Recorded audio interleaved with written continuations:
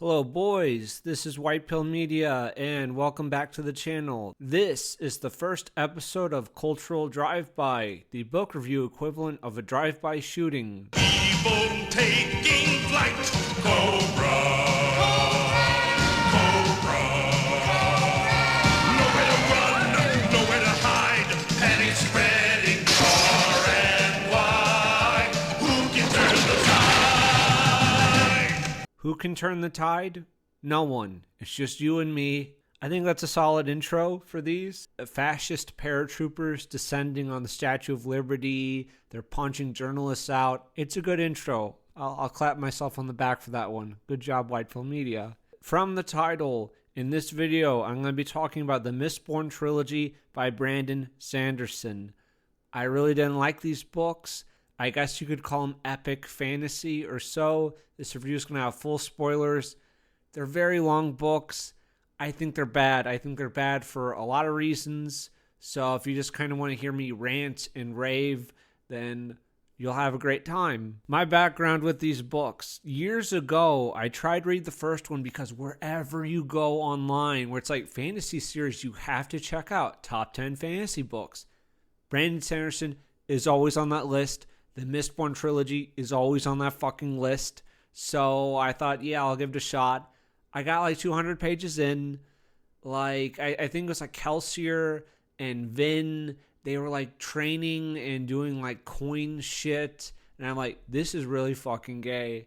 And I just sat down and I didn't pick it up for years. But recently, I guess a couple months ago. So, another thing to keep in mind. I read The Final Empire a couple months ago. Then The Well of Ascension. Then Hero of Ages. So I might be a little fuzzy. But I did take some notes. So hopefully everything goes okay. But if I do like miss some stuff or make mistakes, correct me down below. But keep that in mind. I went back, I forced myself to finish them because I'm like, you know what?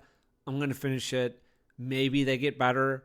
And if they don't, then I can get, either way, I'll get a video out of it. So here we are, either way. So I should have listened to my instincts all those years ago and just walked away. No, this isn't for me because these are long books. If you look at the audiobooks, they're about like 20 plus hours each. It's almost like an entire day per book. I think that's ridiculous. And like Redditors, they love Brandon Sanderson. So, if we have any Redditors here, you may now commence shaking and squealing and clutching your Funko Pops to your chest because I'm about to drag your boy. Anyone who says that these books are fine for like beginners into fantasy, go away. And people say like, children's media is supposed to be bad. And it's like, no, it's not. It should be good. We should like inspire, make children like think creatively, instead of just like, it's just kind of like slop, but it's for beginners, so it's fine. It's like, I strongly disagree with that sentiment. This is going to be my thoughts, my feelings, and yeah, full spoilers. Like I said, I don't think the book really does anything too great. What did I hate? All of it. I don't like Vin. Vin was okay, but I grew to dislike her. Kelsier, don't like him. I don't like the crew. Elend, the plot, dialogue. It feels very much like a video game. Action scenes and just kind of like gamifying magic in the world. People always talk about like, but the magic system for Mistborn is so good. And I'm like, they eat metal, right? They like drink little vials that have metal and like alcohol or water mixed in them. And then if you have like superpowers, you can like burn the metal within yourself to like make yourself strong. You can like push or pull metals, like manipulate people's emotions and like sense people, that type of thing. And they all kind of like counter each other. Like each ability has a counter. That's it. Like that is the magic system. That's like the magic system that everyone raves about. Like what's another magic system that just balances each other out? Avatar. Like I thought Avatar The Last Airbender was great as a kid and probably still. Fire beats. What's fire beat? Fire gets like shit on by water and earth. I guess it beats air. I don't know. Fire is like good. Earth gets like stomped by water. Whatever. It's like, okay, you have a thing and then you have a counter to that thing. That's it. I guess it's like scientifical. I just wasn't like super impressed with allomancy. So much repetition in this book of just like, here's what this metal does. Like if you burn pewter, it makes you like strong for a short period of time. It tells you again and again in book 1, in book 2, and even in book 3 what burning pewter does. Like, I'm not stupid. Most of the people reading this aren't stupid. You know, we don't need like constant reminders of very basic facts because like the magic system, it's not complicated. You like eat the metal, you burn it, you get the power for a little bit of time. That's it. You don't need constant reminders. There's this one metal that like lets you kind of see like little visions of the future. It's called atium. And in book 3, they're still telling me what atium does. We've had 3 like day-long books. I know what fucking atium does, man. Very long-winded. I think you could trim like hundreds of pages from each of these books and you would really lose very little. I dislike this overall with just like writing tomes, and that's like the standard for fantasy. I don't know, like in terms of like page count or word count, I kind of hate that where it's like you have to like dig around to find like a word count of a book. I would think that the 3 Lord of the Rings books are more than like the Final Empire, right? But I don't think the 3 Lord of the Rings books like stack up to the Final Empire and then the Well of Ascension. Like I think it might be like 1.5 of those. And it's like Lord of the Rings, I liked it, but I felt some parts of it were a little long, right? A little long in the tooth. And it's like you're going way beyond that and you're doing like such a worse, less interesting job. But it's not so bad. Like while these books were really long, it was like something I could just read when I was recovering from my bottom surgery. So that was nice at least. If you are a Brandon Sanderson fan and you have stumbled into this video, woe is you that you are still here. I have to imagine these boys look a little nervous right now, a little out of place, but I would like to personally welcome all Brandon Sanderson fans. Boys, let's give them our traditional warm welcome. I want to go home. I want my mother. I ain't supposed to be here. Not me. Son of a bitch.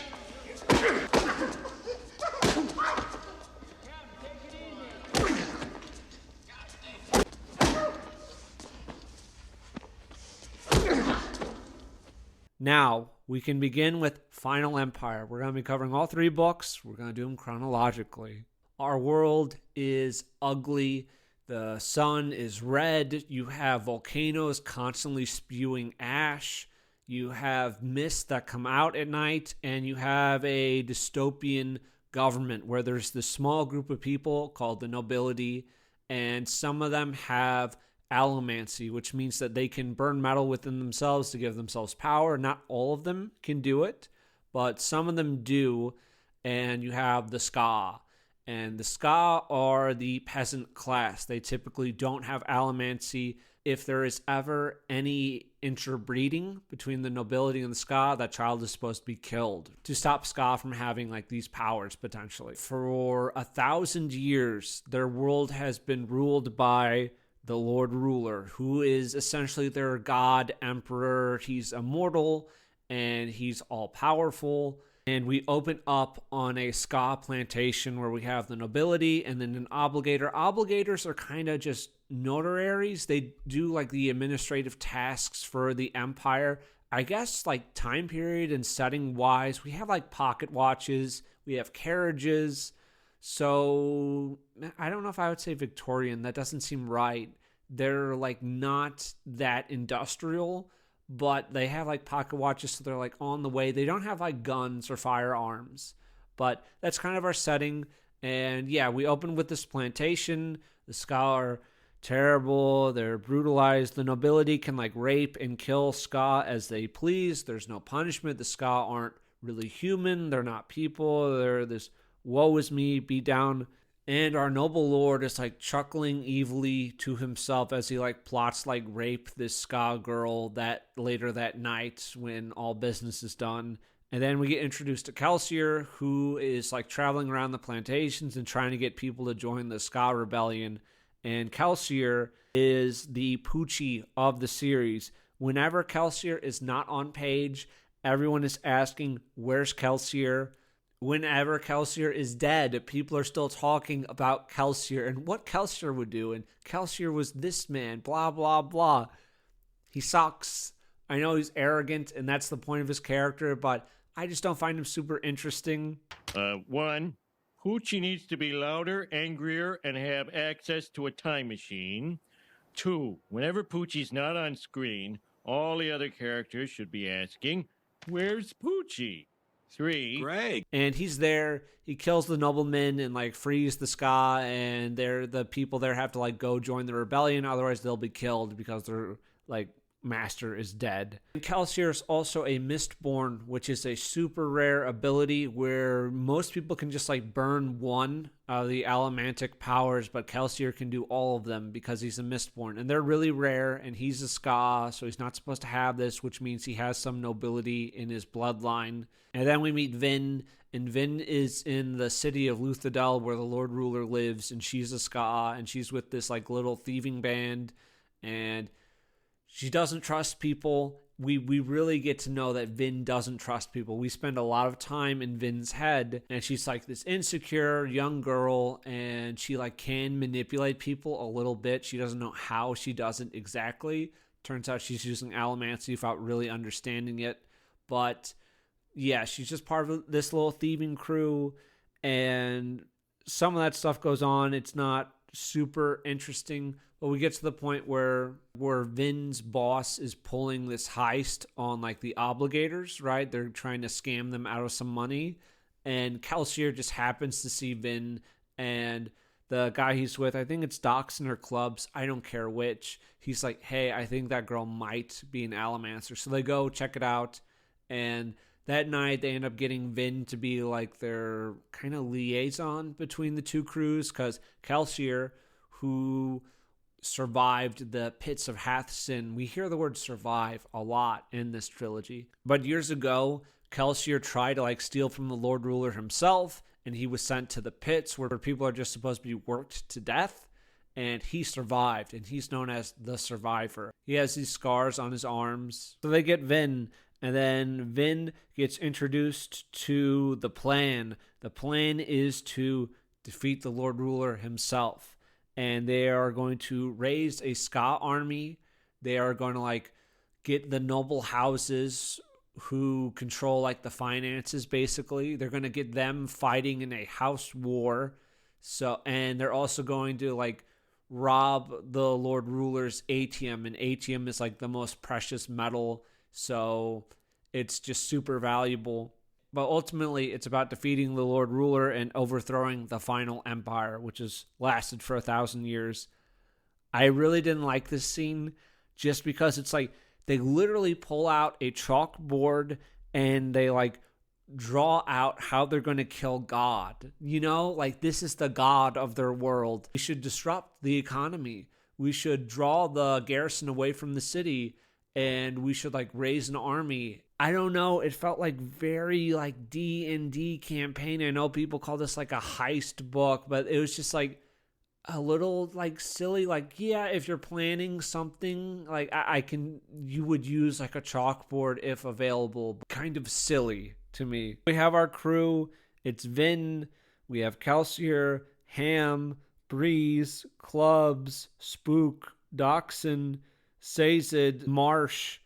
It's a lot of characters. I don't think any of them are done great. They're kind of one note, and they stay one note. They're whatever. Yeah, maybe Sazed is the best. But while some of them are like recruiting Ska to like join the rebellion, Kelsier is going to be attacking the noble houses and turn on each other and like start a house war in that way.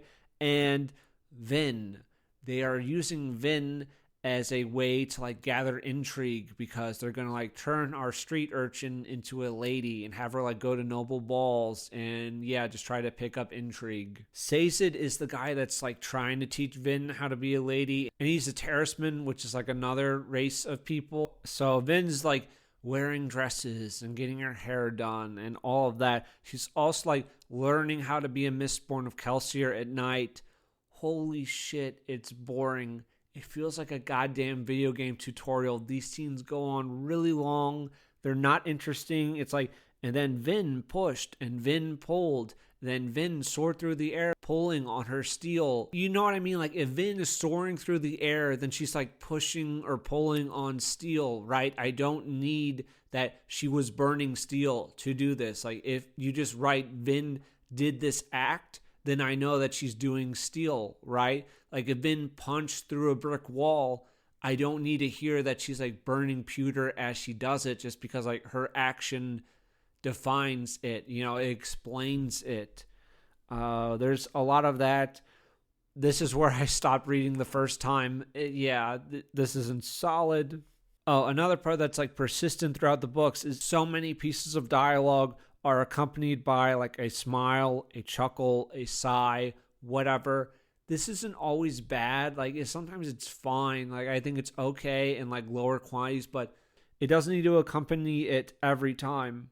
And I think like with these training scenes and like the action scenes, like they're fun in like a movie or a video game, but not really in a book, especially when like I know these are like inconsequential fights that don't really matter. So I'm just like waiting for it to be over because I'm like, this isn't really going to like change or affect my character too much. So I just feel like I'm wasting my time with these scenes and how long they go on. I had a scene where they're like where Kelsier is giving a speech and they're trying to like win the Scott over to get them to like join the rebellion, and they're like raising their army in some caves outside of Luthadel, right? So Breeze, who's a manipulator, I'll have more to say about Breeze later, but he really sucks. All this scene is Vin and Breeze in like a back room, and Breeze is like sending waitresses out that have like a soothing or a riding ability to and both affect people's emotions.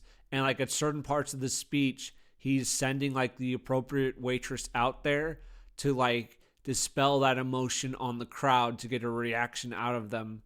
And I'm like, what is the point of this scene? I guess just to show that this ability works, but I don't know. That scene just stood out to me. I did not care for that. And Vin, she doesn't trust anyone because she had like an abusive older brother that abandoned her, so she thinks these people will abandon her, blah, blah, blah. That goes on a really long time. Vin also feels conflicted because she's like, oh, I like dresses. Am I supposed to like dresses? Is it okay that I'm a girly girl? Is that okay? This goes on and on. I'll level with you. I don't give a fuck if Vin likes dresses or not. That's not very interesting. I don't care. Oh, so she's like attending balls and it's going fine. She meets Elend. I don't like Elend. Elend is the most self-insert. He is a nobleman. He's from like the most powerful noble house. Whoa. He like reads books. He considers himself like an amateur philosopher kind of a deal. But Vin is interested in him both for like information and also like, whoa, he's attractive. And then at one point, like it's night, Kelsier is like going to explore the palace just like for the sake of exploring the palace. I don't remember there being like an extremely strong motive for him entering the palace that night. And entering the palace is really dangerous. I forgot to mention these guys. I thought these guys were kind of interesting, but there are these guys called the Steel Inquisitors, and they're like the police guard of the Lord Ruler. And they're really scary. They have spikes through their eyes, and they're just super menacing. No one's ever like really killed one, okay? Like they're kind of okay. But like that night, Vin's like, hey, I want to tag along. Kelsey's like, well, I guess so. So they go to the palace without like a super strong motivation. I think he just wanted to like see it for himself or whatever, like relive it, because that's where like he lost all those years ago. Of course, it goes bad because why the fuck wouldn't it go bad? And they get like attacked by a bunch of Inquisitors. Vin gets rescued by Sazed, and Vin gets hurt really bad, and she has to heal up for like a few weeks, maybe like a month or so. Nothing is really learned from it. Like she's like, ooh, I should maybe be like a little more careful when all is said and done. But it's like, what was really the point of this? Like, what happened? What did we really learn? Like Kelsier went inside, is like, wow, there are a lot of Steel Inquisitors in here. And then they got fucking owned. I don't really remember that too much, but I thought that was not great. And Mars has joined the Obligators, and he's trying to like get intrigue and information out of their organization. And Vin is like spending a lot of time with Ellen at these balls and things like, wow, not all noblemen are bad. Just a lot of them like do rape and kill and like slaughter us and treat us like we're not even human. But anyways, and Spook is like their tin eye, which means he can like see details really well. And he gives Vin a handkerchief at one point, which is like a little kind of courting gift. But Vin has no idea what it means, so she has to go to Sazin, like, what does it mean when a boy gives you a handkerchief? And I'm like, I thought that was a little dumb, just because I'm like, there's no way that she wouldn't have like any idea or any clue what this means just by like being around people her whole life. Like, really? Like, there's no idea. Whatever, that's a little note. And the army that they've been building, the guy who's like in charge of the rebellion, who's not a part of the crew, he decides that he wants to like try the army out and like bloody them by attacking this nearby garrison. It doesn't go well. Their entire army is slaughtered. Kelsier and Vin, like, they run there using like super speed. They don't get there in time. And yeah, the entire army is basically defeated. Some people who didn't go to the attack have survived in the caves, but that's it. So they're kind of screwed. Kelsier, by himself, goes to the pits of Hath Sin, like one of the most evil, formidable places in this world. And he defeats the garrison there single-handed and like destroys the pits where like they mine the atium, which is the Lord Ruler's most precious resource. It's just kind of insane to me that Kelsier just has all this power. And it's like, did we exactly need an army if like one Mistborn can do that? I don't know, like I kind of like magic where it's like mystical and like dangerous. Maybe I'm misremembering this, but it's like the second book of Lord of the Rings, and you have like Saruman, and he's at like Isengard, and like his army's been defeated, and Gandalf and some of the guys are below, and he's like using his black speech on them to like make them doubt themselves and like make them weak. I think Gandalf, like, he does like a counter thing to him, but it's not like Saruman shouting, I'm going to use like the black speech of Mordor on you. And then Gandalf's like, spell of deflection. Just personally, I enjoy it more where it's just like not super defined, where this has been like really defined and scientific. So that's just a preference thing. And after this, the Lord Ruler, he's really angry about like the Ska army and everything. So he's like ordering executions of a bunch of Ska in the city, and everyone has to attend. All the crew does the first time is like watch the executions happen because there are too many Inquisitors. Wow, if only Kelsier had that restraint instead of dragging Vin along to go to the palace for not a very good reason. But the second time the Lord Ruler does this, some of their crew is also like in the group of Ska that are going to be killed. It's like Spook and then the Lord Renew guy. So they decide to jump in and try to save these people. Lord Ruler himself shows up, and he and Kelsier fight. I kind of like this, except for like Kelsier saying, I can't be killed, I'm Hope. I hate Marvel movie crap. I hate that so much. Like, calling yourself Hope? Fuck you. Anyways, the Lord Ruler just like backslaps him and kills him, and like that was sweet. And then like the Obligators descend on people, and so many people die. It's very chaotic. And we find out later that night that the Lord Renew guy was actually something called a Kandra, which means it's a shapeshifter where if it eats someone's bones, it can like perfectly mimic that person. So he's eating Kelsier's bones, and he's going around and like convincing people that he's Kelsier, because people are now calling Kelsier the Survivor, and he's kind of like a Christ-like figure. And something called the Church of the Survivor is starting. Maybe that's book 2. We also learned that Kelsier literally planned this. He literally planned on becoming a martyr, and they weren't really going to defeat the Lord Ruler like this, but if they could like inspire the Ska, then the Lord Ruler can't really defeat that. So eventually they would like win. If this just happened to go this way, like, man, our army got defeated, our plan hasn't worked out, we're not going to win the way we thought. Like, I'll try to fight the Lord Ruler, lose, and if I lose, this could at least like try to inspire the Ska to like stand up for themselves, and that would be a big deal. And it's like, okay, that's like fine. I think that would be all right. But literally planning this from like the start, I think that's really dumb. The houses are like in a house war right now, so it's really chaotic and bad. We also learn, I kind of like this, like throughout the city to keep the Ska oppressed, like his people oppressed. Lord Ruler has obligators, like in like little secret stations, like making people depressed with allomancy so they don't rise up against them. And I'm like, that's kind of cool. That's, yeah, neat, I guess. And Vin fought and killed a Mistborn. Was her name Pram or Prim? Well, she doesn't. Sham. Her name was Sham. It doesn't matter. It was like at a ball. They were like going to kill Elend, and Vin killed her instead, so whatever. Vin decides to go and like enter the palace herself and try to like gain information and defeat the Lord Ruler. Sazed is a terraceman. They have a special ability called Pharomancy, which means that it's not like allomancy, but they can like store abilities up, like put strength into like a metal bracelet, and they can like put a bunch of strength in there. But once they do that, they then have to spend like a comparable amount of time like being weak instead of strong. But then they have that bracelet, and they can use that bracelet to give themselves like this great burst of strength. So Sazed showed that off earlier. When Vin was going around the palace, she ran into a super old man, and the Lord Ruler before was young and handsome. Wow.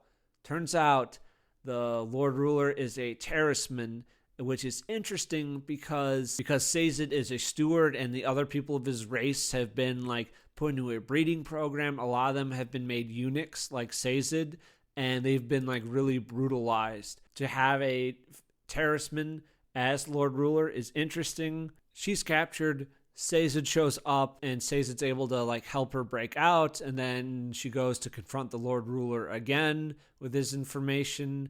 Also, she had like a dad, and he was killed because like he had bastard children because their mom was a Ska. He's a nobleman. Learned that her brother Ren didn't abandon her, and instead was captured and tortured to death by the Inquisitors.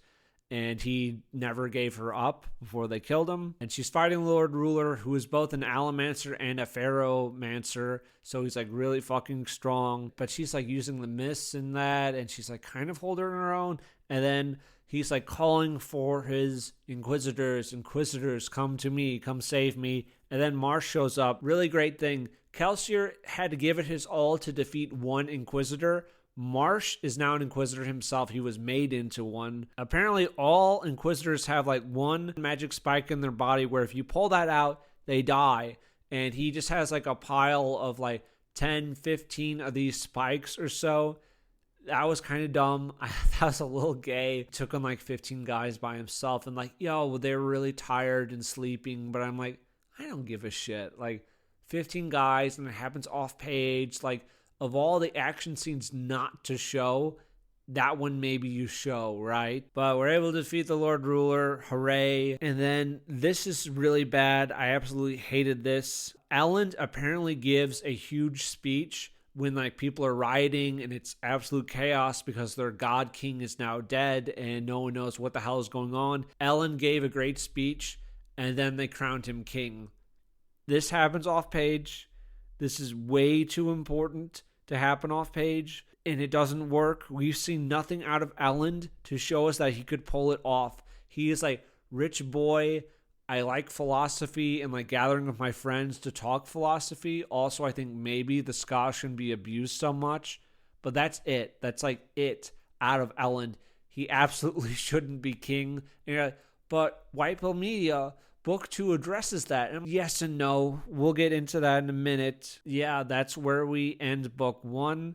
I didn't mention this, I don't think, but in between chapters, like at the start of each chapter is like a journal entry. Some of these are okay. Years ago, according to their mythology, the Lord Ruler went and defeated something called the Deepness and saved the world. And because he saved the world, he got to be like their god. Journal entries are about like a guy going on this quest, and then you realize later that, oh, this is the guy that becomes the Lord Ruler.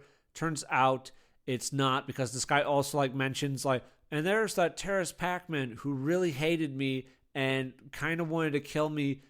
Turns out that's Rajik, who the Lord Ruler is. And then at some point, Rajik killed the guy writing the journal and then took the power for himself. Because you're supposed to like go to the Well of Ascension, get the power, and then save the world. Rajik killed him and took the power. And a lot of Terracemen like upset that Alendi was supposed to be like the ruler, was supposed to be the hero of ages, because the Terracemen are the ones who came up with the prophecy, so they thought a Terraceman should be the one to save them. I kind of thought it was interesting where it's like, oh, it's Rajik, and Rajik is a Terraceman, and yet he like has abused and tortured his own race. So I thought that's kind of interesting if like he's punishing them, not declaring him hero of ages. He's like attacking and slaughtering his own race of people. I'm like, we'll get into that more with like the end, and I don't think it's as cool as that. We're on to the Well of Ascension.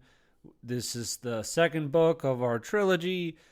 It really centers on this big siege. It's been a year since the Lord Ruler has been killed.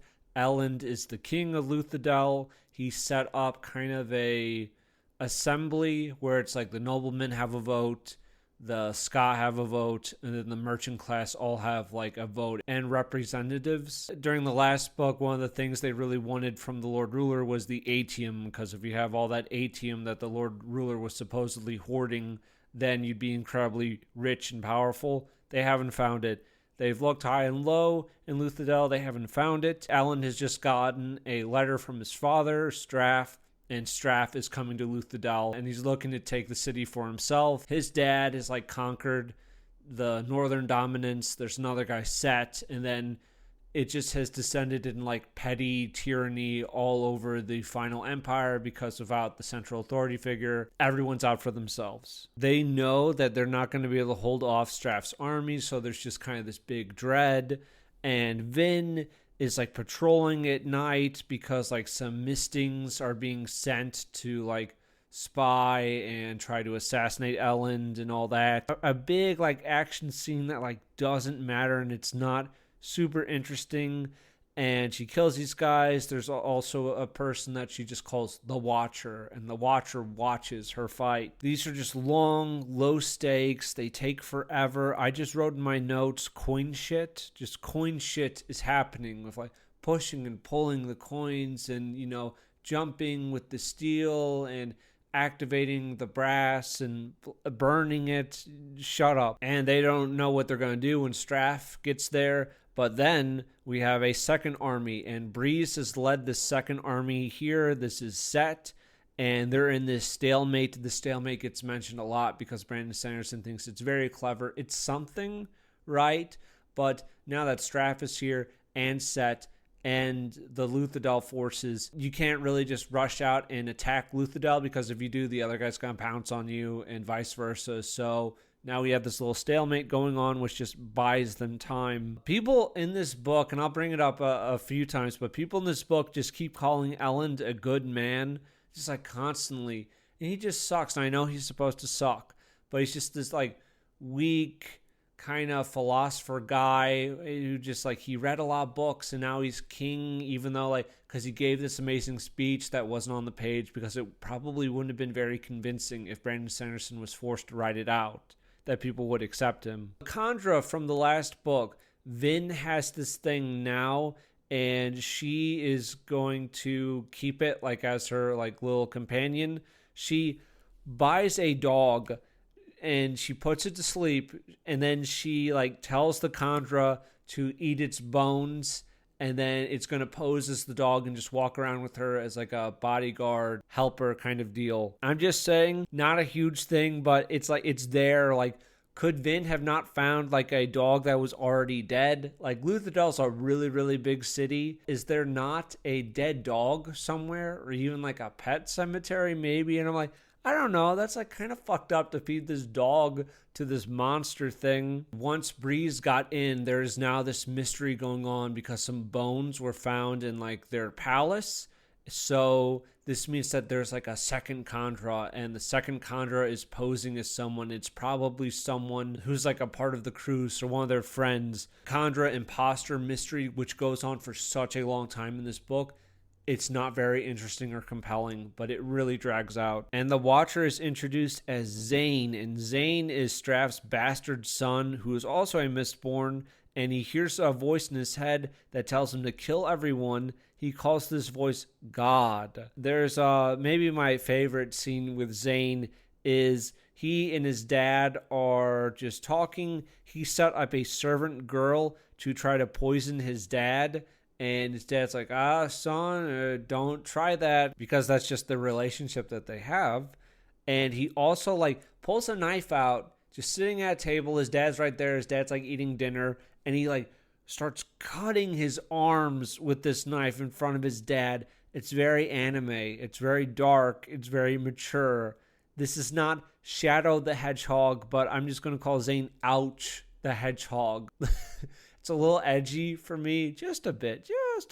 And we get another super fun character called Orianne, and she is Set's daughter, and she's in love with Breeze, and it gets mentioned a couple times because like Breeze is like 40 something, I want to say, and Orianne is like 18, maybe a little younger, but around there. So and Orianne's just like not an interesting character. She's also like a soother, but if you cut Orianne, nothing's really lost. She doesn't really like do much. Yeah, she talks like Set later, but she's not a big deal. Oh, and Orianne like loves dresses, and Vin is like kind of just a bitch to her, kind of a cunt, really. Vin calls Orianne like a puff. We're kind of like forgetting some of her character development from the last book, where it's like, is it okay for me to be a girly girl and like dresses? And then she ultimately decides that yes, that is okay, but she doesn't really extend that to Orianne, which is whatever. And Sazed was like teaching people to farm and like about religion and crap, and he is on his way back to Luthadel because like he and Marsh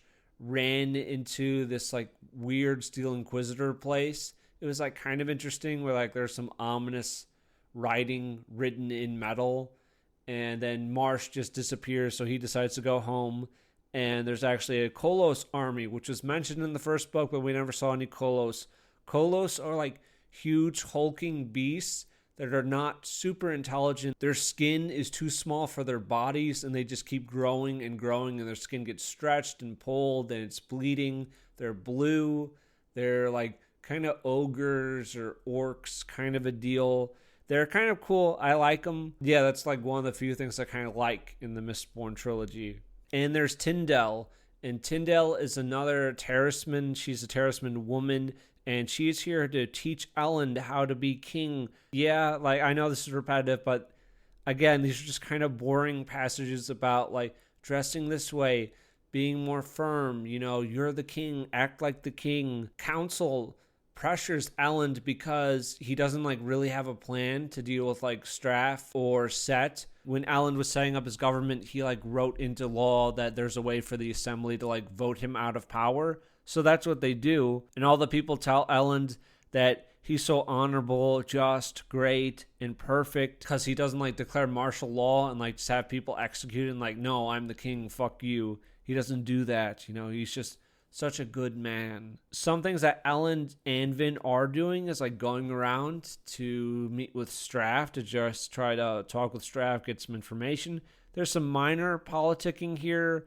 Like he meets with his dad, who calls Elend boy a lot. Everyone calls Elend boy, like Set does. All Straff does is like rape women and young girls and call his son boy. That's his character. Some of my main problems with Elend are that he just doesn't get to fail. Like he set up the law, he won't violate it. There's no huge blunder due to his inexperience. There's no humbling of him, really. That would have been good. Like he's a guy who reads lots of books. I like to read. I'm not dogging reading or anything like that, but reading will never really trump experience. For an example, assuming that you have a guy who's a respected doctor, would you rather that this guy's been practicing for 10 years teach you, or someone who's just read books about being a doctor and has taught it for 10 years? Which one would you rather learn from?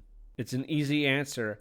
And Elend is like, he's naive, right? But there aren't like huge consequences to it. It's like, yes, he gets kicked out of being king, right? The assembly votes him out. But there's nothing like more pressing in like the city that, oh, I really screwed up with that or this. because he's kind of done like the best that he possibly could. And I don't think characters really offer like better solutions. Like Elend really screwed that up. If we had someone else or someone with experience, they would have done so much better. So there's no like point for Elend to grow from. It's not like, Elend, because you didn't like do these contracts with these merchants, now like there's problems with the canals and like there's not like fresh water getting to the city, or like commerce is down and this is affecting this and that. What are you going to do about it? I don't think there's like too many like crises that he handles. It's just like the enemy army arrives. That's kind of it. Like, yeah, people don't respect Elend. I feel like there should be reasons why people don't respect Elend besides like he doesn't dress well, he doesn't carry himself like a king. He should screw up some. He doesn't have to be like a huge failure where he like does a bunch of things that like get a bunch of people killed. Somewhere for him to grow from. I wrote that Breeze talks about soothing again, just very dull. Like just, hey, do you know what soothing does? Yes, Breeze, I know what soothing does. Thank you. Allomancy is not complicated and is kind of a wild card. The merchant class, one of those guys decides to elect or like decides to nominate Set to be king because Set is going around just like bribing people. And then we have the election, and like there's the election, there's the like the Khandra spy stuff, which I don't really care which of their friends are dead because I just didn't really care about any of these characters. Like Ham's a soldier and he like has philosophical quips. Breeze likes to sip wine and he's just kind of a douchebag. Spook talks funny and he talks too much, frankly. Kelsier's dead. Sazed, I like Sazed, but he's not an option for like who might have been killed. Clubs, he's like an old soldier guy who's Spook's uncle. Doxson is probably the one where like I know the least about because he's just not very interesting. I think he hates noblemen. They all basically hate noblemen. But the assembly, it's like nobility, ska, the merchant class. Penrod is of the old nobility and one of the nominees for king. Sat is also there. He's bribing people like I said. And Elend is above all that with bribes. Like the merchants, some of the shit that they want are titles. They want to go from being the ska to the nobility class. That's what they want. Elend, as king, can make titles. He can make titles as freely as he wants. Make this person a baron, or I don't even think they have titles in this world, like a duke, a count. I don't think they really have titles. They're just the nobility class, which... okay, why not just make these guys some bullshit titles so that they can call themselves noblemen? You really don't lose anything in the process and you just win them over to your side. You can say that, oh, White Pill Media, that's immoral. Elend is above that. He's a good man, quote unquote. But he joins the Church of the Survivor, which like the ska have joined and formed around, and that's like kind of the first religion in like 1,000 years because the Lord Ruler was destroying all the religions because he just wanted people to worship him. Okay. But Elend joins the Church of the Survivor, which he does not believe in, for votes from the ska. How is that not immoral? Like, it's just a gesture, right? He just like, hey, I joined the Church of the Survivor and now these guys will vote for him. He didn't really take a lot of effort on his part to do this. So how much effort would it really have taken for him to just go, yeah, you guys are now a part of the nobility class. Here's your little bullshit title. That wouldn't have taken anything. And if we're to believe, like everyone says in this book, that Elend is such a good man and him not being king would be horrible. Make up the fucking titles, dude. That's not really a big ask. You've already like bent the rules by pretending to join this religion. There's like an attack on the assembly that day, and Vin just kills some people. Khandra can die, but he's just like fake being dead. And they finish the vote that night, and Penrod ends up beating Elend in the elections. Now he is the king of Luthadel, and he's been talking to Straff, and he's working out an alliance. I'm sure that this will be invalidated somehow, even though he's like the legal king, whatever. There's like Sazed explaining what a copper mine is. We know all of this. Tyndale keeps saying Elend is good, like even after he loses. Elend, after this, goes to the Kolos camp to try and make them leave Luthadel alone. The guy running the camp was like an old friend of his from book 1 who really wasn't a character. This doesn't work. But on the way out of camp, Elend, who has never like been in a fight before, who is just like had some training like very recently, like not a lot of experience at all. He attacks one of the small Koloss in the camp and he kills one. I just don't like this because he's never really like even fought before. Like you're skipping over like fighting goblins and spiders and like basic enemies, and now you're like killing a troll by yourself. Yeah, that feels wrong. Like if you'd been in some fights like during the assembly hall or whenever, like fighting off an assassin, okay, and then like a few things, and then whoa, he killed a Koloss, that'd be something. And then Ouch goes to Vin and says like, hey, did you know that Set was responsible for today's attack? Set was not responsible. It was Straff, and Ouch was a part of that. He like set the guys to go do this thing. Vin believes him just because. So they go to Set's keep. Oh, I didn't mention this, but Set was allowed inside the city by the assembly hall. So he's just been in a keep, perfectly legal. Their government gave them permission to be there. If I forgot this or I misremember this, I apologize. I don't believe any order had been given to Set telling him you needed to vacate the city, that you had to get out, you were no longer welcome, that you were an enemy. Set was welcome to be there. This was peaceful. This was perfectly okay, right? But Vin and Zane, they attack the keep. Like Set hadn't done anything aggressive or had been told to leave, and like he refused to leave, and he's just like holding up there like it's a bunker. No, like that hadn't happened from what I remember. Vin just has to be told by one guy who's probably not trustworthy at all that Set's behind the attack, and that was good enough. Vin and Zane kill a fuck ton of guys that are just trying to defend themselves and their king. Like, you have to imagine like a homeowner trying to defend their house and their family from an intruder, and they're slaughtered for it. And the book tries to portray the people defending themselves as the bad guys. This is what Brandon Sanderson does. It's very shitty. But I'm sure Ellen, Mr. Law and Order, Mr. I'm such a good man, will hold her responsible for this attack, right? These guys are innocent. They're just doing their job and defending their keep, right? They haven't done anything else. Don't worry. Vin does not get punished for this at all. And Ellen just kind of waves it away. Hundreds of men are killed, and I think the book maybe said 10 minutes, around 10 minutes, like 300 something guys are killed. This is a completely unprovoked attack. How many of these soldiers were press ganged into service? It doesn't really affect her at all. I think she mentions it like once or twice after this point, but it doesn't really matter. Ellen wants to bring rule to the people and be fair, and this just isn't applied to Vin. You could say he allows this because she's just too powerful and too useful as a Mistborn to throw away, and this would like reveal that he's willing to compromise on his beliefs to like stay in power, which would be realistic. And that would make him like a little more gray, but like understandably gray. This is just dumb. And then after killing all those people, Zane is like, hey, let's kill Set. Set's right here. We can do it right now. And she's like, no, I can't kill Set. And I'm like, bitch, how many fucking guys did you just kill? Because Set has like a boy that's like standing in front of his dad to protect him magically. That's too far. Like all those people that you killed probably had wives and children of their own. What the hell? that doesn't matter? Oh, fuck, dude.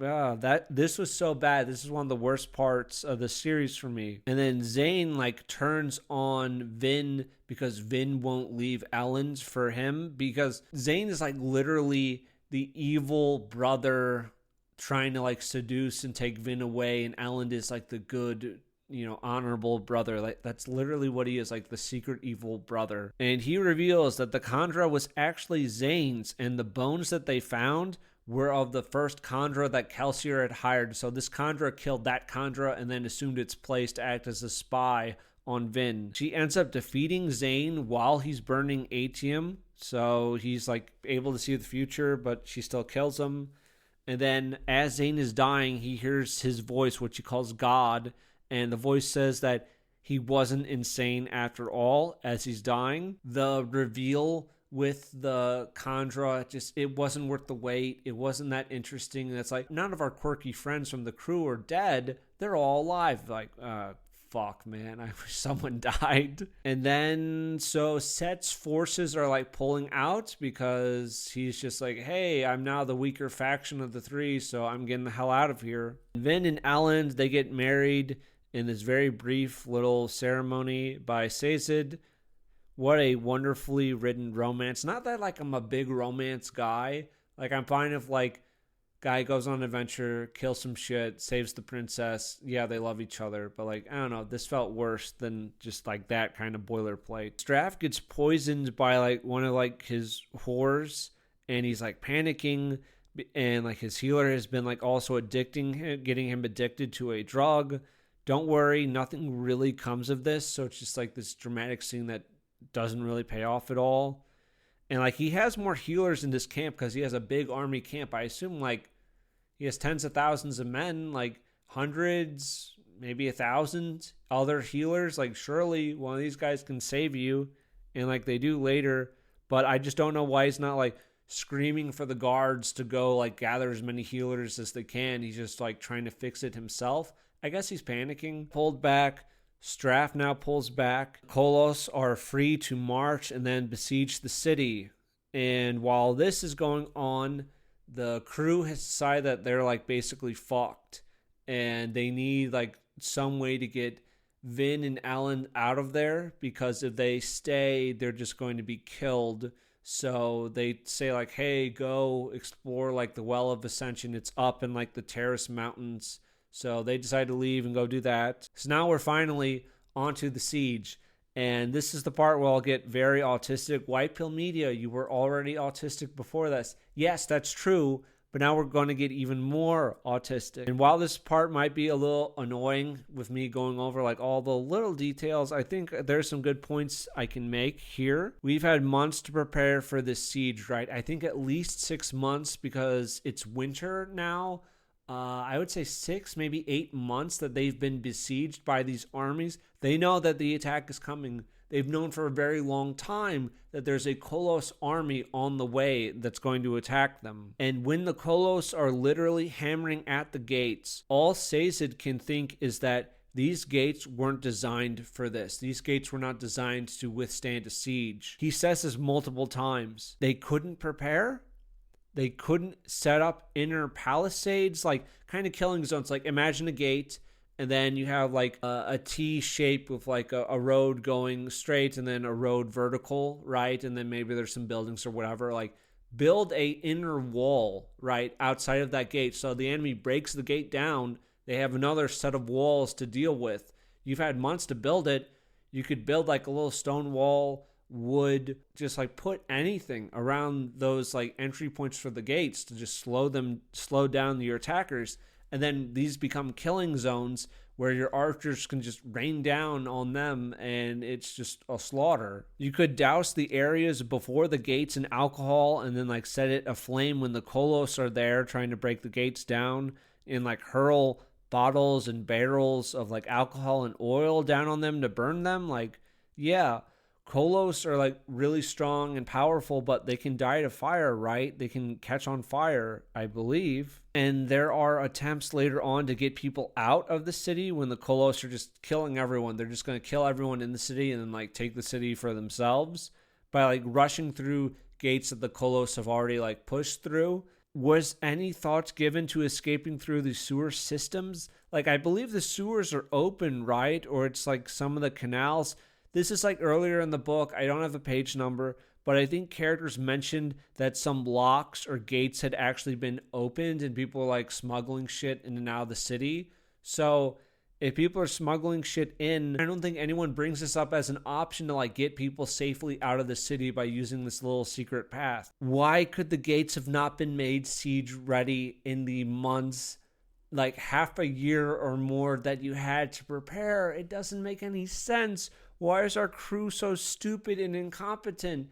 This is so gay. Oh, man. And more about the siege. I'm sorry if this is too much, but the whole book is about the siege where not much happens. In the city, you have tens of thousands of Ska that are out of work. They're listless because there's just nothing to do since they're besieged. So could they not dig moats outside of the gates? If not that, then just like put massive pits inside of the gates. Like, why not? And you could make these pits tall enough for the Kolos not to be able to get out, right? But White Pill, if they rushed out to like dig moats, then the armies will attack. It's like, no, the armies won't attack.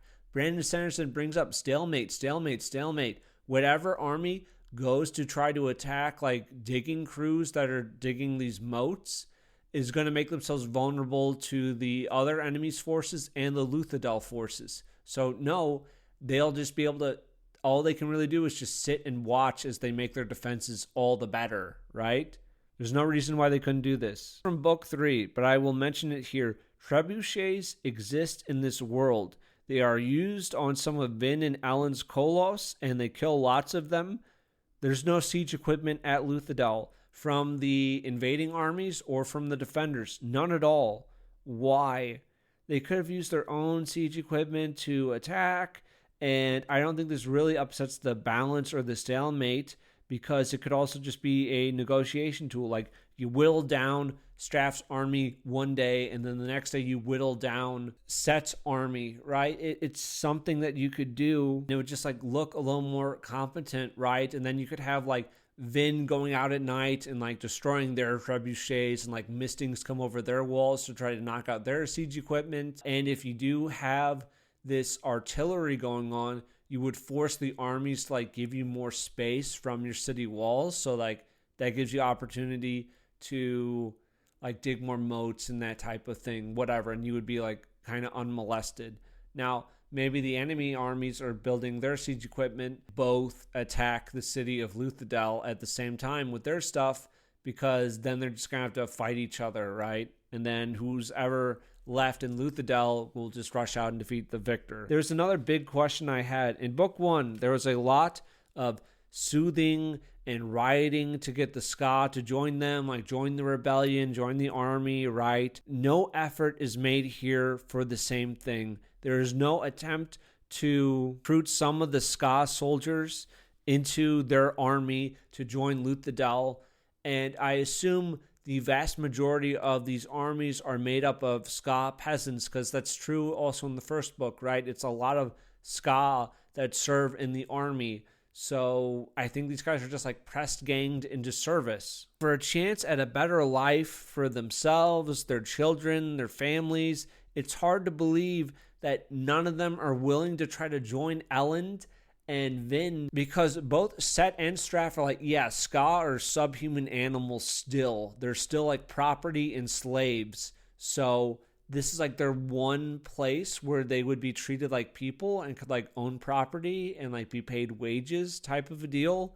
There is that as a factor, and it's like, it's just hard for me to believe that they don't even bother to try. Another thing that could have come up is if Vin and Elend are promising their Ska a better life, and some of the Ska start to defect and join them, then they would have to start offering like counter terms, right? You could be like really brutal with your Ska and oppress them even more to prevent them from defecting, or you would be forced to also offer them some types of rights, like maybe some form of citizenship. Maybe they're not like an equal to a nobleman, but you offer them a better quality of life, and who's ever offering them the highest quality of life would probably get a lot of defections to their army, because why the fuck not? Like, if all you have to go back home to after this campaign is done is like, we can kill you whenever we want, we can rape you, we can kill your children in front of you, and there's no recourse to that. Yeah, I think a lot of guys are going to take that chance, you know, but it's not even like a factor. And the first book was really about, we're going to lift the Ska up, they're going to be free, blah, blah, blah. The Ska aren't like a thing in this book. You have the obligators soothing machines in the first book to keep them in line, and like if I missed it and like Straff is using some of his obligators to keep his Ska in line, okay, but you know, you could have like Vin go out at night and try to like kill the obligators to like free them, and like go out there and try to soothe or riot their emotions, whatever. The Kolos are inside the cities because there was no time to make these gates into siege-ready gates. And Tyndale, the female terraceman, dies. Clubs dies, and I put Dachshund dies too. You don't fucking care. You do not fucking care. Fuck you. Dachshund was my favorite character. No, he wasn't. No one likes Dachshund. And they realize that, oh no, we've been sent away while the city's being destroyed. We have to go back. So they rush back to the city. Vin is like pushing on horseshoes to like go super fast. And then she gets to the city and she's able to like pull on and affect the Koloss, because she did it to the Conjurer before too, where like she can now control them and like direct them. So she does this to the Koloss after like killing a bunch of them. She figures it out. And then we just have like a big fantasy clash with Vin in charge, and she kills Straff. We could have done this shit from the very start. And then she forces everyone to bow to Elend, who isn't here yet because he's catching up, and accept him as their king. Elend didn't earn it. He's just handed the crown, and it feels awful. It's not like he became this great ruler while in exile, since like he lost his kingship, and he just hasn't done much. He gathered firewood once with the Ska. Whoop-de-doo. What the fuck else did he do besides gather some firewood? Negotiate with some people, and all those negotiations failed. That's not like a great track record. And Set shows up too, and Vin promises not to punish the soldiers under Set for Set's actions, since he like stayed out of it or whatever. Really, Vin, you can't. How many people did you kill that night that were just trying to defend themselves? How many fucking people did you kill? But I will not punish the soldiers for Set's actions. You're so noble. I hate Vin. I hate Vin now. Anything that I brought up with the siege, like, you can still have Vin run in and save the city, but it would just be smarter. I would think more highly of our characters if like they took precautions and actions to like prepare defenses well, and then just like, oh no, after a certain amount of time our defenses failed and the Colossus are still ravaging the city, but look, here's Vin. Wow, it could have been so much worse if we didn't prepare, but thankfully we did. Because could you imagine having like your pathetic king take advice from a bunch of goddamn quirky thieving crew guys? That would be insane. That would be fucking insane if you ran a government like that. And their whole defense is like, oh, the Colossus are breaking down the gates. We're just going to like huddle up around the gates with no other defenses. And what happens, happens. Great strategy, by the way. Elend being given the crown again because like, well, I mean, didn't he earn it? Didn't he? He is, in fact, a good man. Elend just had some shit to do in this book. Like, then maybe I would care. Like, okay, Vin still hands him the crown, fine. But I like feel that Elend is like a strong character. Like, wow, he screwed up before, but I believe that he's like changed and he's going to make a difference now. Yeah, I just don't get to see any of that. They figure out that the Lord Ruler is like a liar, and maybe we shouldn't take him at his word, and that he could have been lying about like in his journal where he said that, oh, we went to those mountains far to the north, and this is just to throw people off about the well's true location. In his palace is the Well of Ascension. Like, he had the power to like flatten mountains and raise them, and that's what he did. So Luthadel used to be like a mountainous area, and it no longer is. So he's been keeping the well there. And Vin and Elend, they go down there. Sazed gets attacked by Marsh, who's like kind of gone crazy, like a mist monster, and this stabs Elend. So Vin, like, to save Elend, she like takes the power right from the well, and she gives the power up, and you weren't supposed to do that. You were supposed to use the power, because by giving it up, she unleashed Ruin, who is like a monster. He was the thing that was talking to Zane, and now he is on the loose because the well was really like a prison for Ruin. And then Elend is dying, and she feeds him like some super metal ball, and now he's like a Mistborn. And they've like sort of brought on the apocalypse because they're just not very bright or competent. And that's really book 2.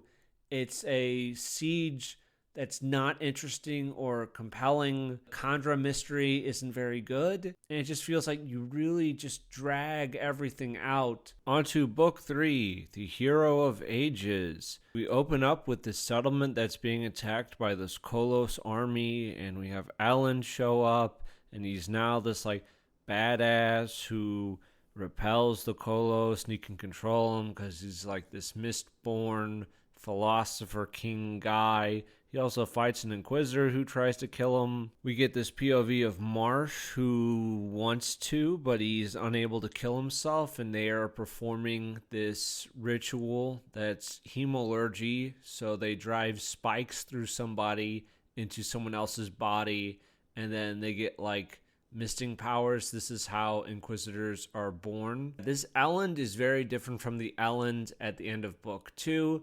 Just going from guy who didn't really do a whole lot, then was literally given his kingdom back. He didn't really do anything to earn it. I just don't buy it. It feels like, again, like that speech that he gave, which was super important. It happens off page. It's kind of unbelievable.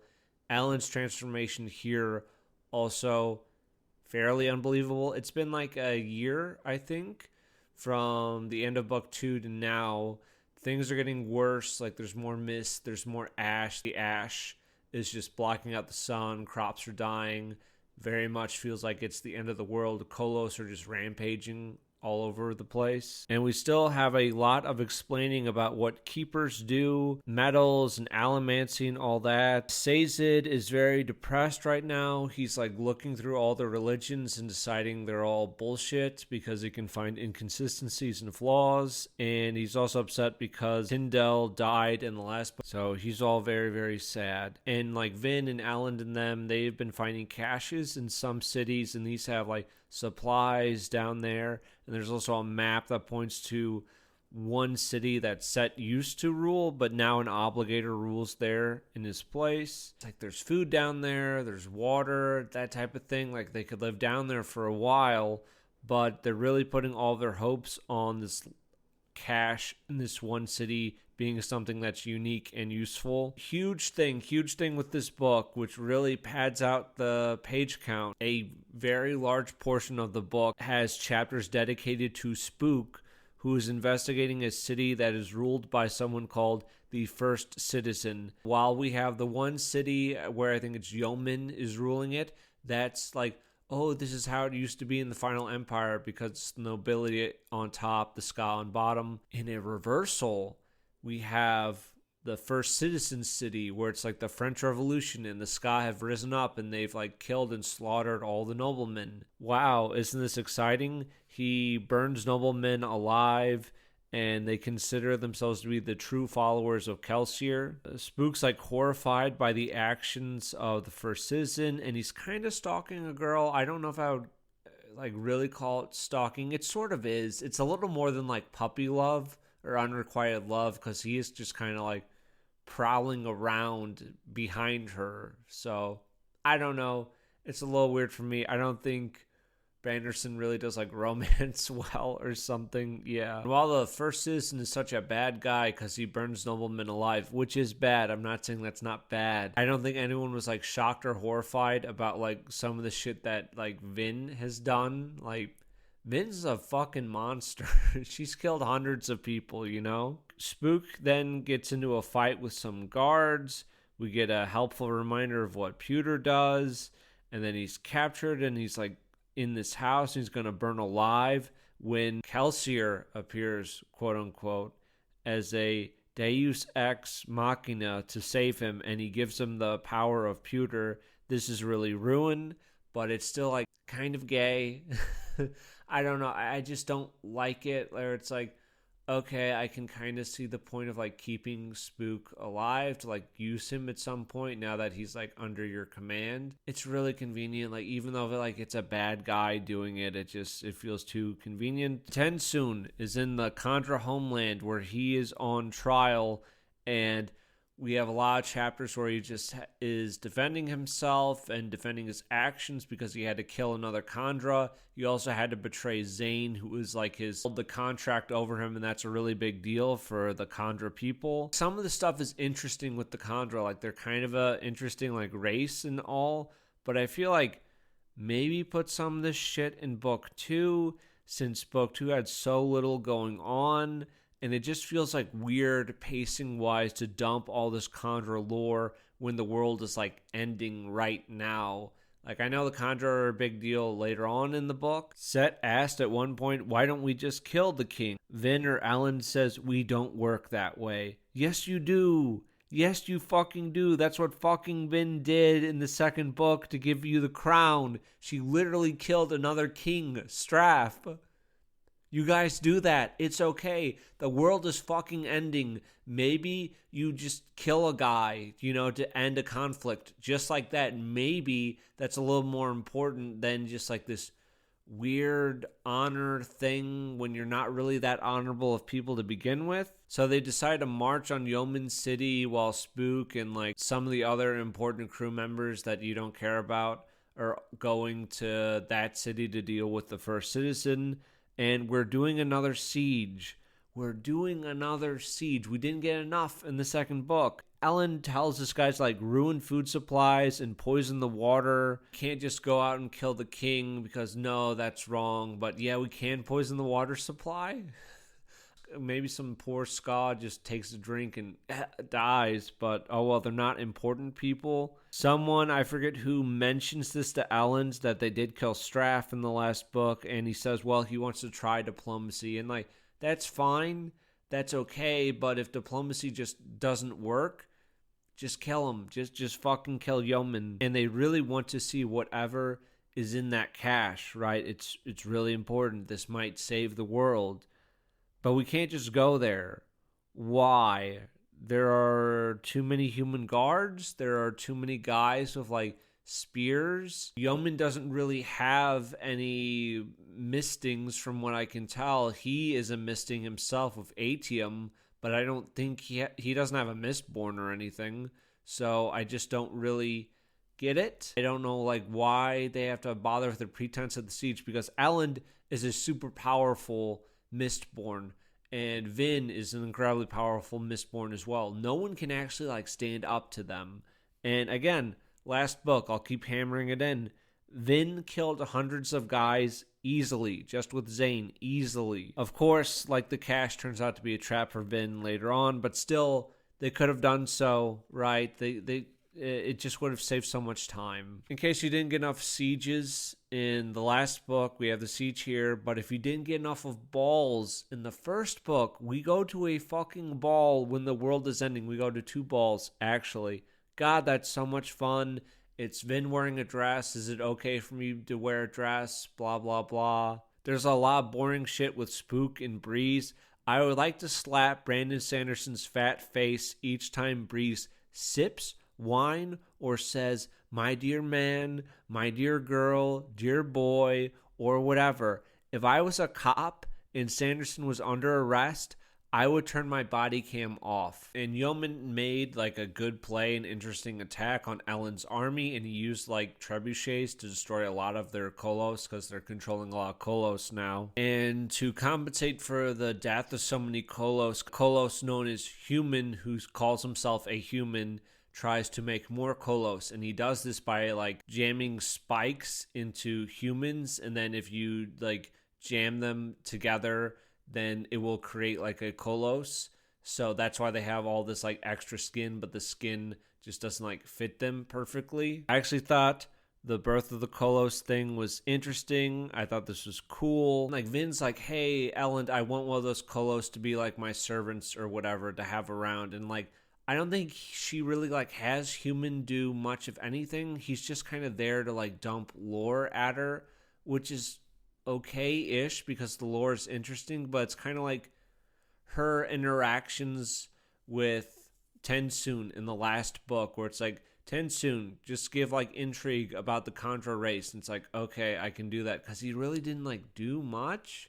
I think he did a little more than Human in this book, but that's kind of why those characters are there, just to interact with Vin and to give us like backstory about their people. Brandon Sanderson reminds us what Atium is in book 3. I know what Atium does. Thank you. They decide to go to a ball, and Vin is going to sneak into the vault while the ball is going on.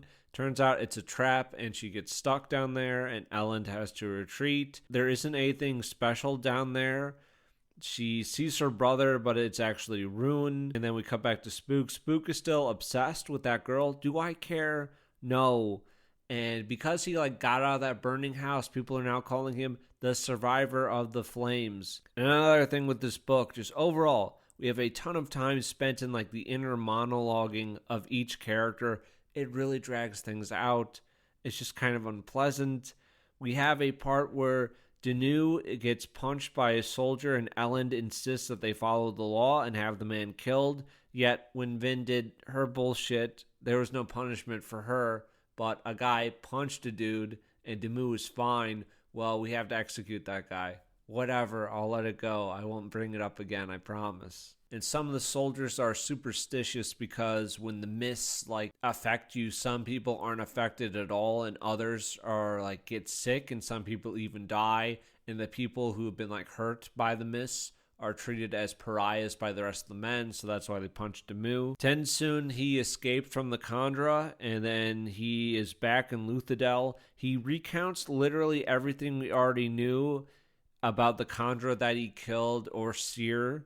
So that's great. Yeoman has been dead to rights. He got her to like drink wine to knock her out, which is it's just dumb. And Vin goes along with it thinking like, hey, maybe my pewter will protect me. It doesn't. Of course it doesn't protect her. That was a really stupid idea. But she's just like trapped down in the vault with nowhere to go or nothing to do. But her best plan is, I don't know, you don't drink that, right? You don't drink that and put yourself in that position. But he won't kill Vin right away. He wants justice for the death of the Lord Ruler, so she gets to live for now. I hate retarded Saturday morning cartoon villainy and this just sense of reasoning. It's so bad. This is so bad that this is the best that Brandon Sanderson could come up with. I mean, like, so the world is ending. You are besieged by this huge Kolos army, and they have 2 Mistborns, Vin and Elend.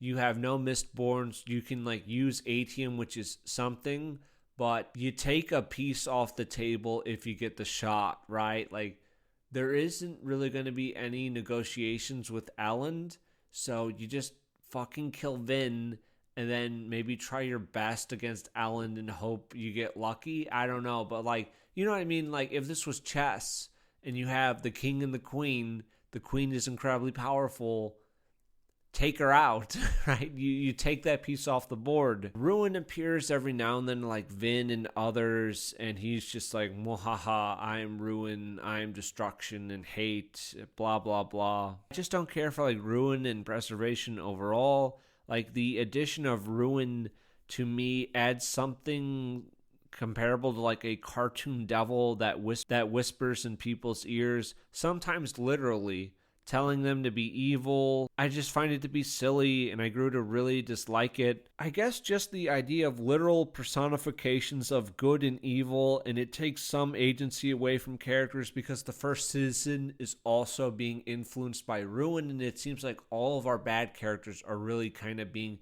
influenced by Ruin for the most part. It's not all of them, but a lot of them, like something is lost here because of this. Like, Ruin is like Satan, right? And he's just telling people to be bad. And it's like, kill, kill. There's a part where preservation, or like the spirit of preservation, is trying to communicate with Elend.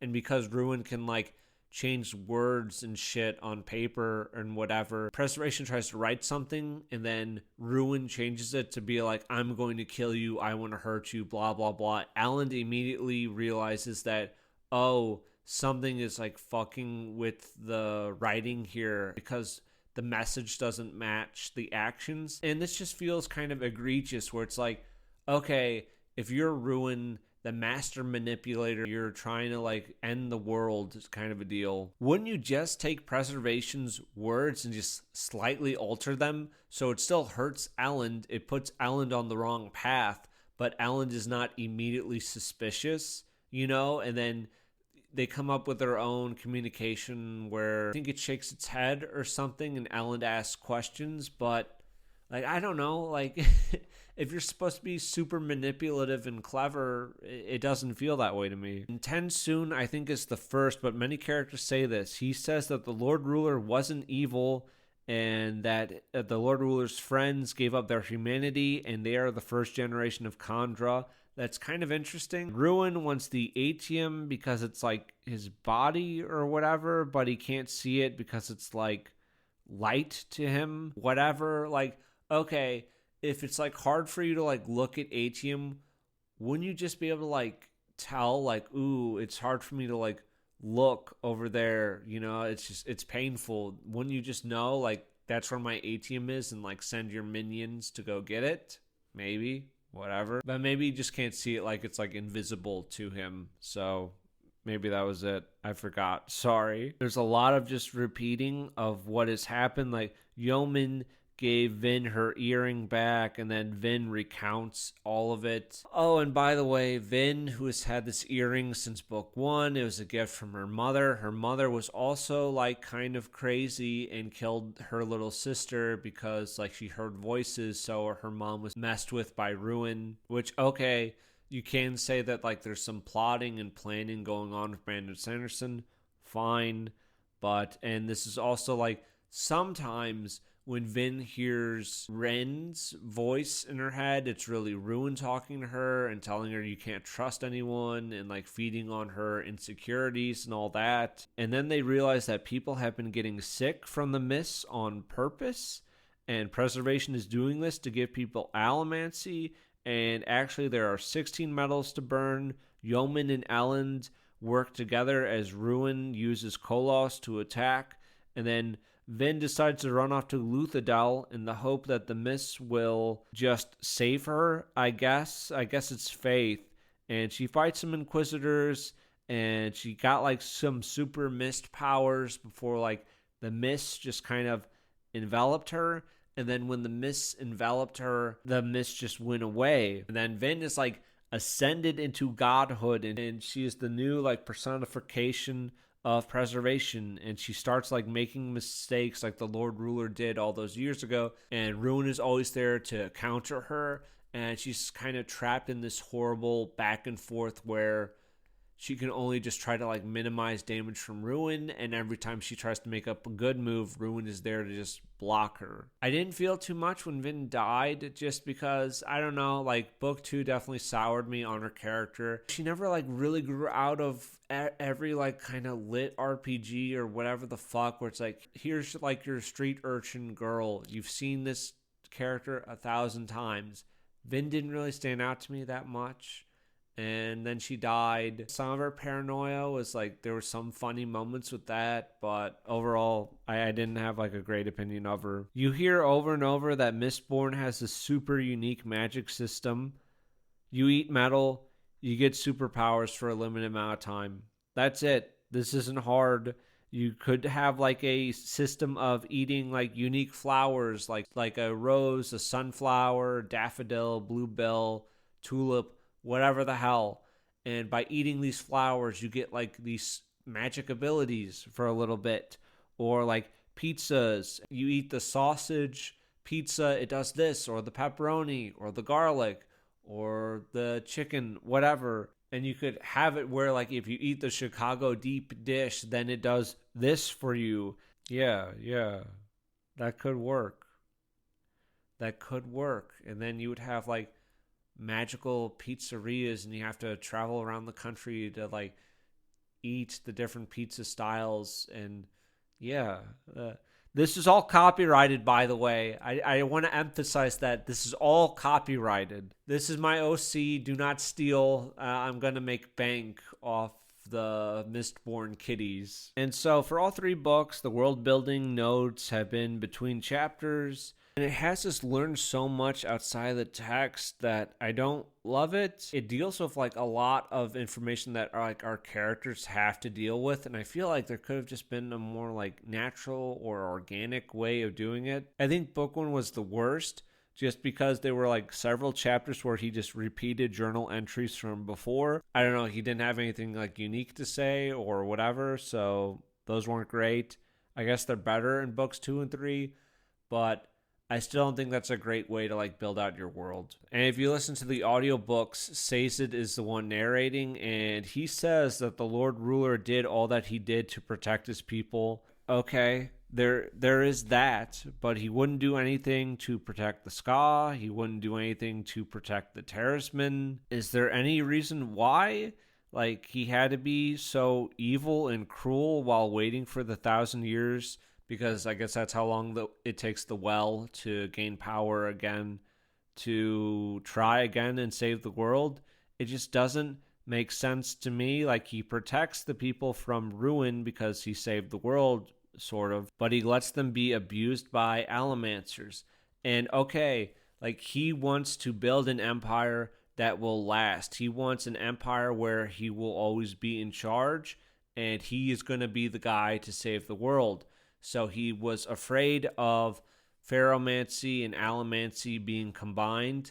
And if these powers were combined, then someone could be as strong as him potentially and defeat him and take over. And then maybe that person doesn't save the world. So he goes through these incredibly brutal breeding programs where he's castrating Terracemen and then forcing the Terracemen woman into just being like kind of breeding stock. Was there nothing else that they could have done? He literally like created mountains and flattened others. Like, he had the power.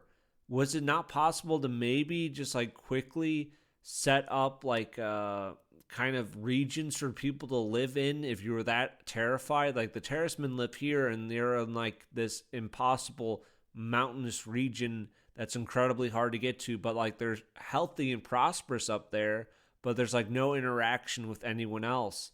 And then you just have like your army there and you just like, you know, do a little segregation, keep the races separate and not breeding, and then it's probably not going to be like an issue for you. I kind of liked in the first book where it's like, oh damn, like he has been so brutal to his own people because he hates them because they wouldn't accept him as like the hero. Like, that's kind of cool. That's interesting that like he turned on his own race like that. He's just afraid of being usurped, but there's so many other ways you could have done this. And like with the Ska, like I get that he does like hate those people and everything, and he's like a bit of a racist, but like Sazed says it, Vin says it, Tensoon says it, the Lord Ruler wasn't really a bad guy, and Alan just like, he got things done at least. I don't know why Allomancers were just given free reign to do whatever the hell they wanted.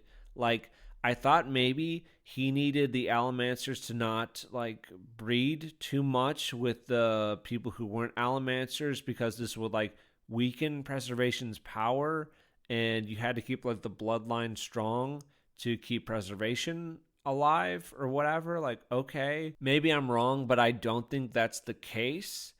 And it's like, could you not just like keep the people separate? Could you not just like put Allomancers in like their own island or just somewhere else in the world? And wouldn't that just keep things relatively stable? The Lord Ruler faces no threat against just a normal person. Like, he's killed and defeated armies all by himself. The only kind of real threat are like Allomancers. So why create Allomancers in the first place? Because he's the one that like gave the like metal balls of preservation to create Mistborns. So why do that? I really don't understand like why you would even bother doing that if your only real threat is going to come from like Mistborn. Maybe it was a way of like control, but I feel like if you were desperate to just remain their people's god king for the next 1,000 years, you could have just been a benevolent ruler. You could have just been like very kind and open and be like, hey everyone, I battled Satan. I won that battle, but to win the war, I have to like do this thing in 1,000 years. But when that happens, everything's going to be great. You could still have a theocracy in everything, and maybe you have to be like a little brutal sometimes, but like you could have a mostly benevolent society. Like, there's no reason for the Ska to be treated the way that they are. And it even says in the book that he created the Ska, like he changed them genetically to be less intelligent than the nobleman. And like, holy shit, I didn't think Sanderson would go there. Kind of feels like the Shadow of the Conqueror book. I haven't read it, but I've heard enough about it where this guy, where the author like creates this character where they're one of the worst people to ever exist. They've killed hundreds of thousands, millions of people. They've raped a lot and tortured, and they're just like the worst person ever. And the book is essentially them getting a second shot at life, them trying to like do the right thing. It's like your character has gone too far. They cannot undo all of the bad that they've done. They are evil. They should just be killed, preferably tortured to death, but then just killed. Oh, hey, this guy just like shot up a school and killed like 30 kids, but whoa, did you know that like he saved an old lady from being hit by a car? I mean, it kind of makes you think, bro. Like, doesn't it? Like, whoa, man. It's like, no, he's still evil. This isn't like a little scale where if you kill 30 people and then you save 30 people, well, I guess it balanced out. That's not how that fucking works. It feels like two very different characters from the Lord Ruler that we had in book 1, who knows about all the atrocities that his Allomancers inflict. And then we have the Lord Ruler in book 3, where actually he was a good guy and no one really offers a strong counterpoint against the Lord Ruler. Maybe if the Lord Ruler like didn't have a good grip on his Allomancers and he was like afraid of them and they just went too far and took too many liberties against the Ska and abused them because they didn't have powers. Or maybe the Lord Ruler in his 1,000 years has gone senile or mad in his old age, and he originally started off with these really good intentions, but he's just too feeble now, and now the noblemen are doing whatever the hell they want, and the Lord Ruler doesn't really want this, but he's not capable of stopping it. Either could have worked. Just for the Lord Ruler to allow all this to happen and to encourage it, it's bad. It's really bad. You can't redeem this character. Brandon Sanderson is not talented enough to redeem this character. I really don't know any author where I would believe it or like it if that happened. Ruin is sending his Kolos army to defeat Elend, who's in the caves with his people. And he and the other guys are defending the caves, and then he dies. Sazed is actually the hero of ages, and he saves the world. Sazed says in the epilogue that Rajik was a good man who ultimately had honorable intentions. What the fuck, dude? What the fuck? What the fuck? What the hell, Brandon Sanderson? What? What are you thinking? I mean, thank you. I'll come again. Elend and Vin are now in like heaven, and Spook is now a Mistborn, and I think he's king, and he gets left a book by Sazed, and that's kind of the end of it. Like, thank fuck, I'm done. Holy shit. This was like 3 days. This is like 3 days worth of audiobooks. Yeah, I strongly feel like you could have cut several hundred pages out of these books, and you really wouldn't have missed too much. I don't know what I would say was like really strong. Like, the people that like it seem to always like say like the magic system. See that magic system being like fun for like D&D or like a video game or something like that, but not in a book. The constant repetition, the reminders of what the metals do. I know what the metals do. I don't really find any of the characters really compelling. Crew is kind of one note for me. I think like, yeah, if you cut several members of the crew and then just fleshed out the smaller crew, that would have been better. Book 2, just not enough nearly happens. Same with book 3, just, yeah, Ruin and Preservation. I'm not really a fan of that either. Did I miss anything? Probably missed a lot. This is a rant video. I wanted to rant. So there you go. I don't think I'll ever read Sanderson again. I don't care. Like, I don't care if he gets better in later books. Like, here's my 1,000-page book.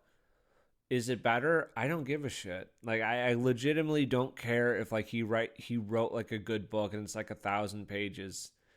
I just don't think that's true. I don't think I've ever like come across a book that was like 500 or more pages where I'm like, there's absolutely no fat to cut here. So that's going to be it from me. This was the first episode of Cultural Drive-By.